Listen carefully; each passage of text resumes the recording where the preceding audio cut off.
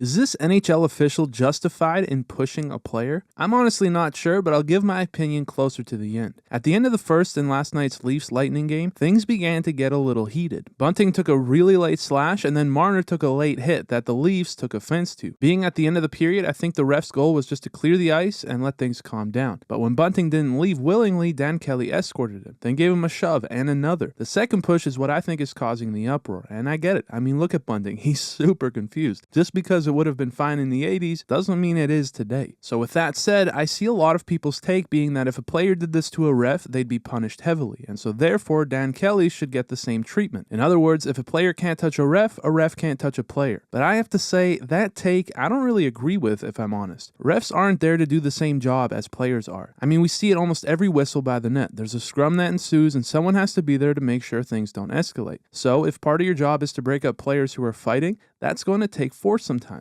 You're dealing with freak athletes at the peak of what hockey is. If those guys start throwing their bodies around, it's going to take physical force to separate. Now, I may be taking this a bit too far, but I thought of the UFC. They will literally tackle guys to separate them, because once the clock runs out, a late blow after the bell could completely derail the fight. They can't afford to ask nicely. And obviously, hockey is not mixed martial arts, but hockey is one of the more violent sports. I mean, look at the NFL, NBA, or MLB. Do any of the other major leagues allow guys to literally just bare-knuckle fight each other at the drop of a glove?